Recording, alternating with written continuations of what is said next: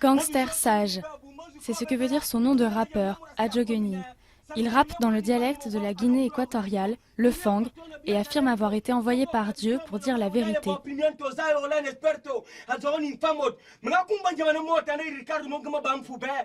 Adjo Gunning vend son disque à l'abri des regards, mais avec un certain succès. Son dernier album s'est vendu par milliers dès la première semaine.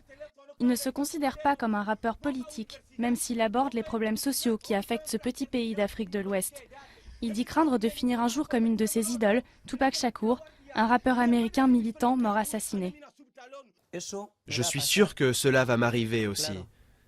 J'ai un pressentiment, une vision. C'est clair.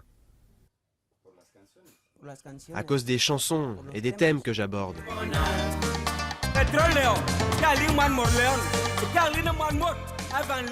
Le président occupe le pouvoir depuis 1979. Il n'existe pas de journaux et toutes les chaînes télévisées sont détenues par l'État. Dans les rues de Bata, les disquaires jouent à plein volume les derniers morceaux des artistes dissidents, une chose inimaginable il y a 10 ans. La police ferme les yeux en échange de quelques pots de vin. La musique est devenue l'une des seules voix de la contestation, dans un pays où les 3/4 des habitants vivent sous le seuil de pauvreté. Monsieur Labbé est un producteur camerounais, arrivé il y a 4 ans. Il connaît bien le climat de peur dans lequel les rappeurs vivent.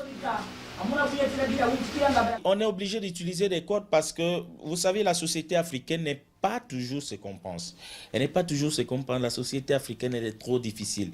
Et les gens interprètent des choses très mal. Vous parlez de quelque chose, les gens, eux, comprennent autre chose.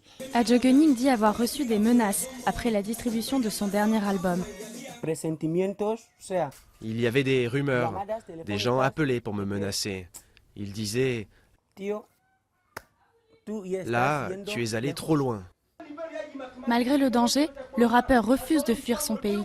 Il a la ferme intention de continuer à dénoncer le régime et à être la voix du peuple.